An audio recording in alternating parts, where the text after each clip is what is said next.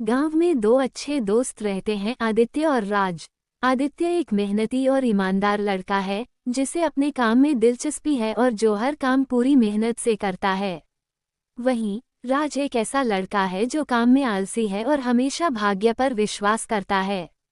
उसे लगता है कि जीवन में जो कुछ भी होता है वह सिर्फ किस्मत पर निर्भर करता है। आदित्य हमेशा राज को समझाने की कोशिश करता है कि मेहनत और कड़ी लगन से ही सफलता मिलती है, जबकि राज भाग्य और संयोग पर विश्वास करता है। राज, मेहनत से बड़ा कोई रास्ता नहीं है। अगर हम मेहनत करते हैं तो सफलता जरूर मिलती है। भाग्य तभी साथ देता है जब हम अपनी तरफ से पूरी कोशिश करते हैं। तुम बहुत मेहनती हो आदित्य। मुझे लगता है कि भाग्य सब तय करता है। मैं कोई मुश्किल नहीं उठाता, मेरी किस्मत में जो होगा वही होगा। तुम देखोगे राज, एक दिन तुम्हें यही समझ में आएगा। मेहनत का फल जरूर मिलता है, चाहे वह थोड़ी देर से ही क्यों ना आए। आदित्य और राज दोनों अपने अपने खेतों में काम करने के लिए जाते हैं, लेकिन आदित्य हमेशा अपने खेत में पूरी मेहनत और लगन से काम करता है। वह समय पर बीज बोता है, खेतों की सही देखभाल करता है और अपनी फसल के लिए हर मुमकिन प्रयास करता है।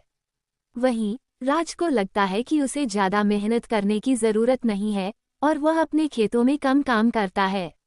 वह अपने खेत को सिर्फ वही समय देता है जब उसे लगता है कि कुछ करना जरूरी है, बाकी समय वह आराम करता है। अगर हमें अच्छा परिणाम चाहिए तो हमें पूरी तरह से मेहनत करनी होगी।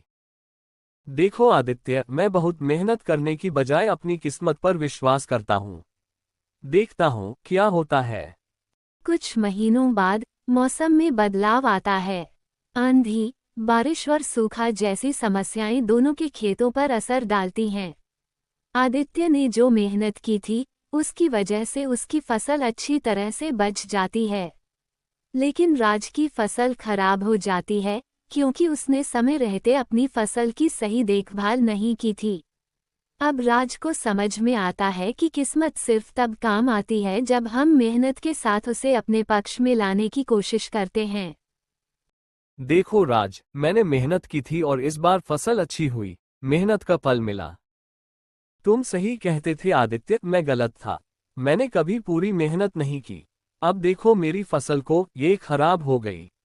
राज अब पूरी तरह से समझ गया था कि सफलता और असफलता सिर्फ भाग्य पर निर्भर नहीं होती।